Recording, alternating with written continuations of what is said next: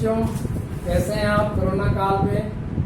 बच्चों, विद्यालय चाहता है कि मेरे बच्चे ज़्यादा से ज़्यादा पढ़ें और कामयाब रहें, इसलिए विद्यालय ऑनलाइन पढ़ाई के साथ साथ यूट्यूब के माध्यम से भी आप सबके उज्जवल भविष्य के लिए डे टू डे नए नए लेक्चर्स विद्यालय के सहयोग से हम लोग यूट्यूब पर डालते रहे। बच्चों, हमने आपको पिछले अध्याय में अंतिम खाते फाइनल अकाउंट के बारे में कुछ जानकारियां दी थी, जिसके अंतर्गत व्यापारिक खाता, ट्रेडिंग अकाउंट और लाभ हानि खाता, प्रॉफिट एंड लॉस अकाउंट के बारे में आपको हमने जानकारी दी थी। अब इस वीडियो में हम आपको अंतिम खाते के आखिरी पड़ाव बैलेंस शीट के बारे में, जिसे हम हिंदी में आर्थिक चिट्ठा कहते हैं, उसके बारे में हम आपको कुछ बताएंगे। आर्थिक चिट्ठा क्यों बनाया जाता है? आर्थिक चिट्ठा बनाने का एक बहुत बड़ा कारण है, जब हम ट्रेडिंग अकाउंट बनाने के बाद ग्रॉस प्रॉफिट या ग्रॉस लॉस निकाल के व्यापारी को अवगत करा देते हैं कि हमें व्यापार में क्या चाहिए, क्या ज़रूरत है, क्या घट रहा है, क्या बढ़ रहा है। उसके बाद जब व्यापारी को शुद्ध लाभ या शुद्ध हानि की आशंका होती है, उसके लिए वो प्रॉफिट एंड लॉस अकाउंट, जिसे कहते हैं लाभ हानि खाता का निर्माण करवाता है, जो साल के अंत में बनता है। याद रखिएगा, साल के अंत में बनता है। अब जब व्यापारी को अपने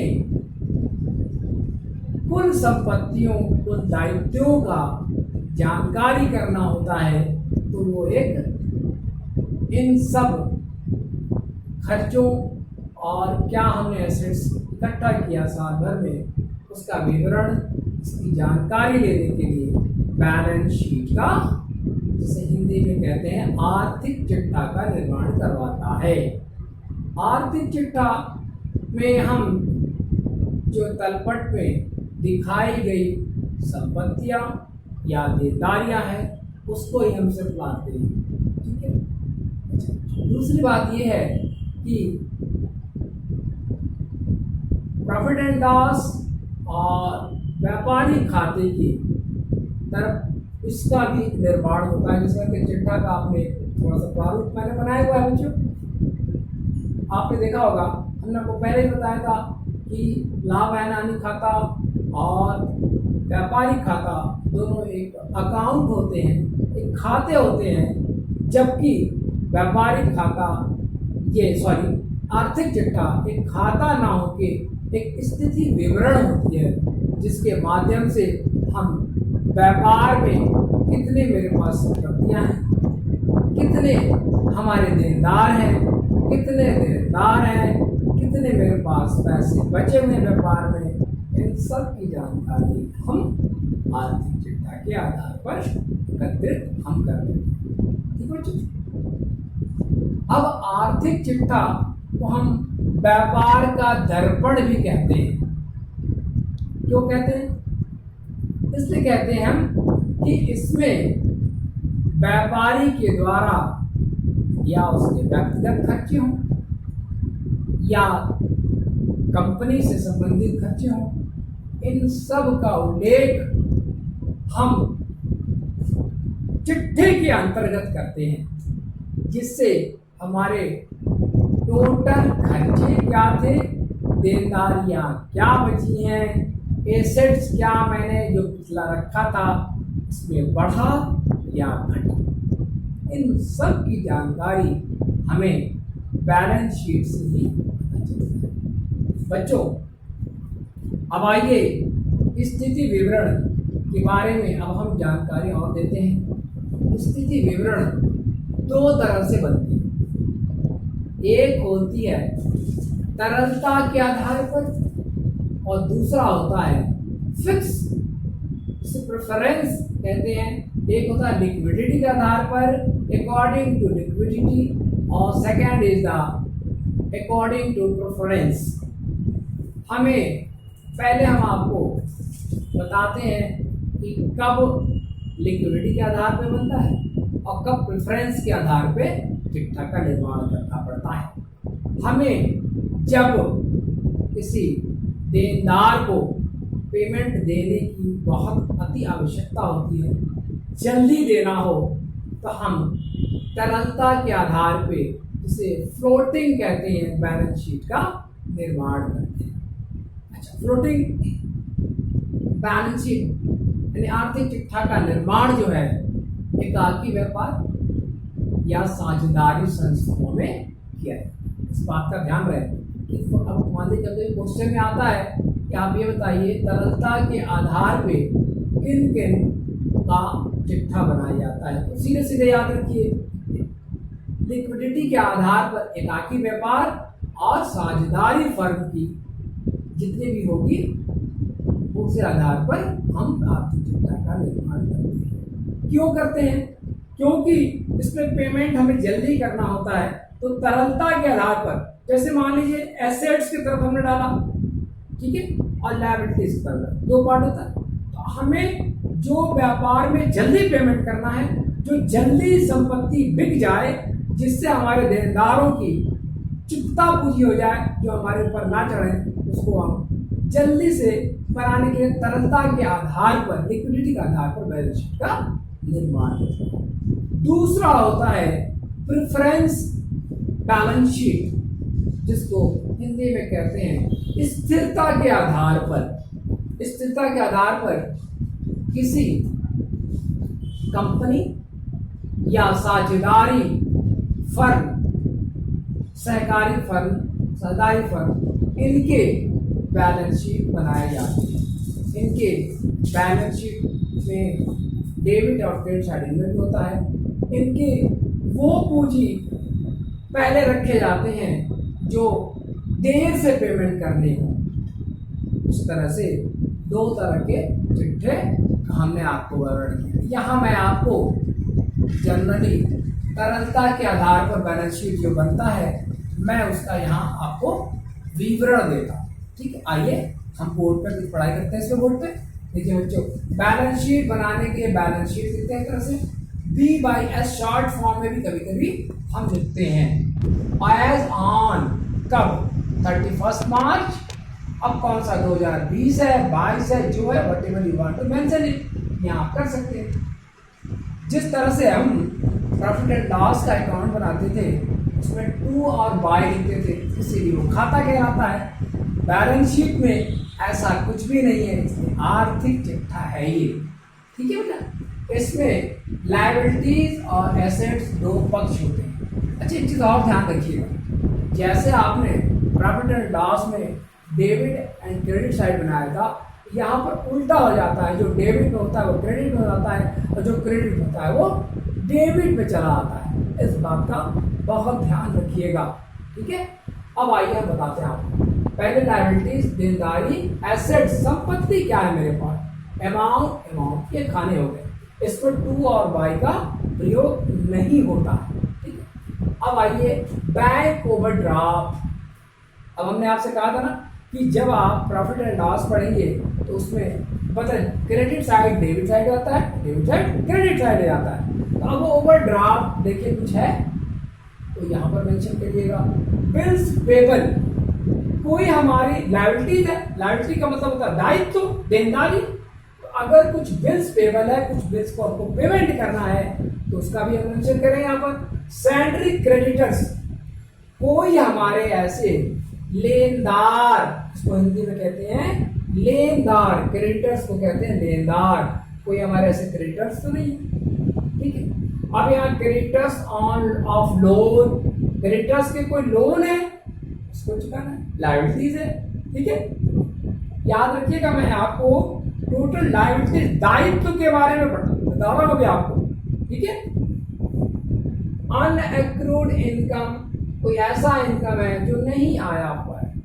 ठीक है, उसके बाद रिजर्व एंड सरप्लस, कोई ऐसा आपने रिजर्व और सरप्लस रखा है जिसकी देनदारी हमें करनी है। ठीक है बच्चा, आगे बढ़ते हैं। समझ में इतना तो आ रहा है।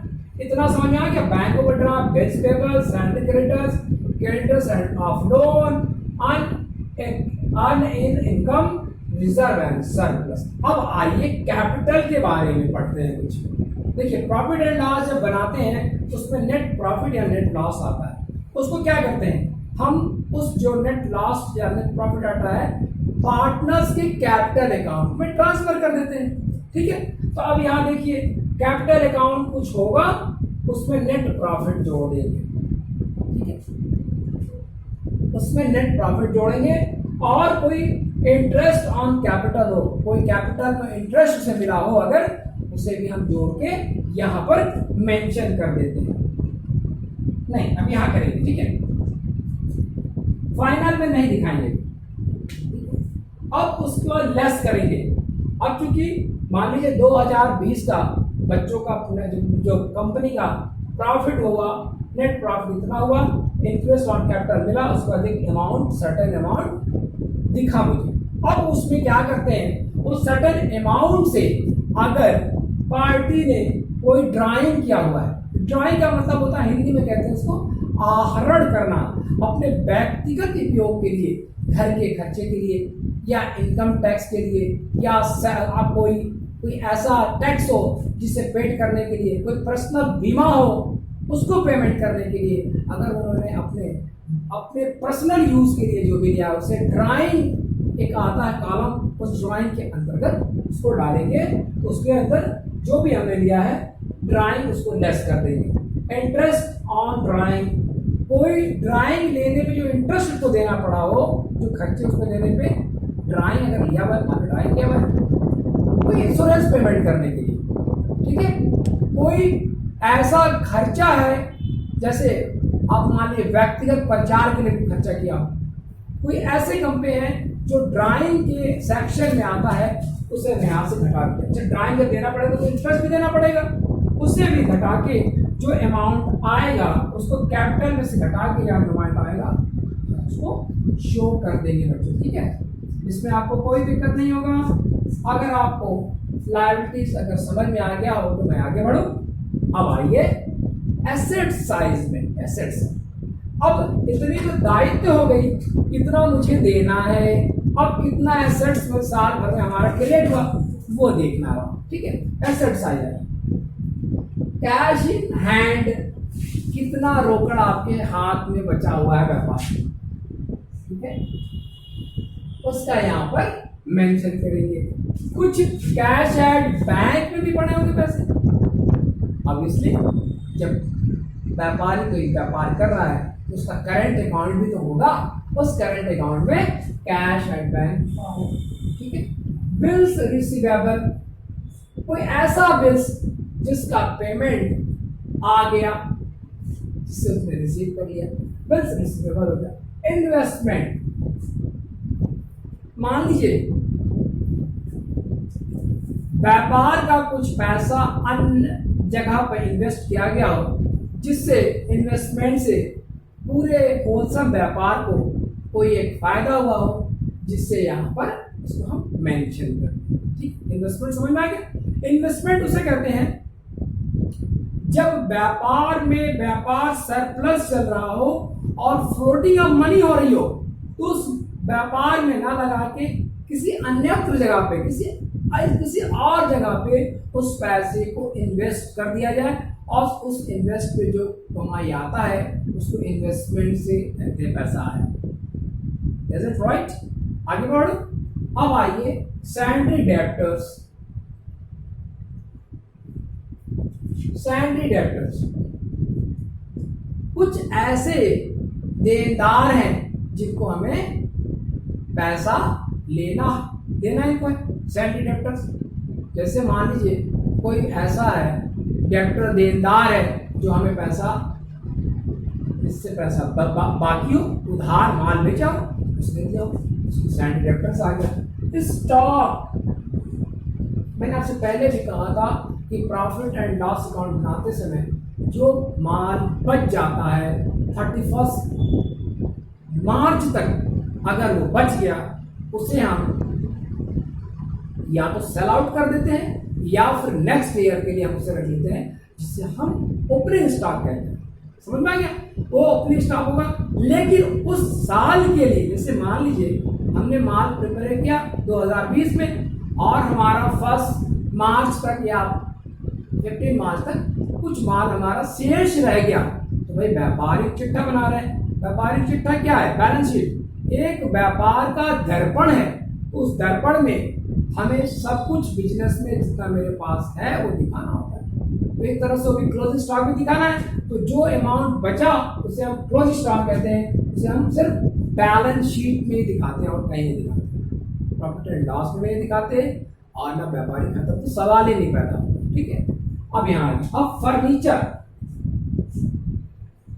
मान लीजिए ऑफिस के मेंटेनेंस के लिए कुछ ऐसे शोरूम बनाए गए जहाँ पे डिफरेंट टाइप के फर्नीचर है, तो वो तो हमारे एसेट्स हुए ना, क्योंकि बिजनेस के प्रमोट के लिए उसको परचेज किया गया है, तो वो मेरा ऑब्वियसली मेरा वो एक फर्नीचर है, एसेट्स होगा मेरा। ठीक है, उसे हम यहाँ पे दिखाते। अब इसका प्लांट एंड मशीनरी एसेट्स में भी आता है। कोई ऐसा प्लांट डेवलप किया गया जिससे प्रोडक्शन में हमें फायदा हुआ, हमारी फैक्ट्री इंक्रीज की, लार्ज हुआ और जिससे हमें ज़्यादा से ज़्यादा मैंने इन मशीनों के माध्यम से हमें प्रोडक्शन में बना लिया, एक एसेट से। राइट नाउ अब आगे बढ़ते हैं, plant and land and buildings. कोई ऐसा जमीन हमने परचेज किया जिस पे हमने बिल्डिंग बनाई, फैक्ट्री की हो सकती है, वो ऑफिस की हो सकती है, वो भी हमारा एक तरह से एसेट सरप्लस हुआ है ना। कंपनी एक्सपेंड कर रही है, एक्सपेंड करना मतलब और वो बढ़ रहा है, तो हमने एक प्लांट खरीदा, वो लैंड खरीदा, उस पर मैंने एक प्लांट बैठाने के लिए मशीनों का तमाम व्यवस्था की, इससे मेरा तो एसेट्स ही बढ़ा ना मेरा। उसके बाद आइए गुडविल। मार्केट में गुडविल क्या है?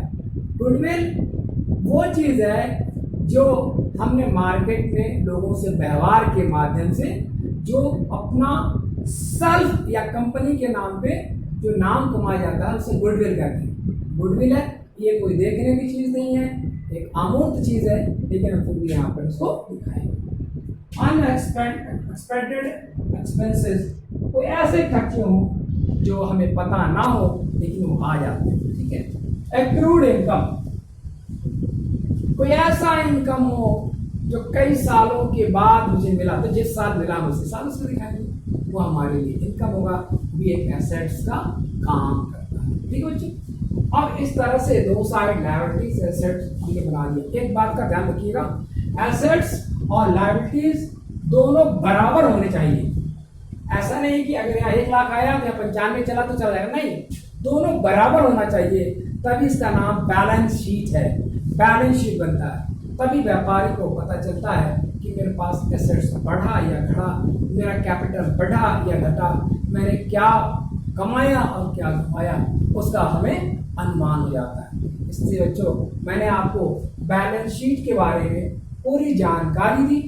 एक बार और मैं दोहरा देता हूँ कि मैं आज आपको फाइनल अकाउंट का लास्ट स्टेप मैंने आपको पढ़ाया है। बैलेंस आपको फाइनल अकाउंट में 3 स्टेप मैंने बताया था, व्यापारिक खाता, लाभ हानि खाता और आर्थिक चिट्ठा। ठीक है, तीनों को मैंने आज पढ़ा दिया आपको। मैं नेक्स्ट वीडियो में आपको कोशिश करूंगा कि तीनों का मिला जुला क्वेश्चन सॉल्व करूं आपको, और आपको सारे जो कंफ्यूजन बैठे हुए हैं उसमें मैं दिक्कत दूर करूँगा। अगर इसमें कोई समझ में ना आया हो तो मुझे कमेंट करिएगा और मुझे बताइएगा, मैं आपको ज़्यादा से ज़्यादा बताऊँगा। Thank you.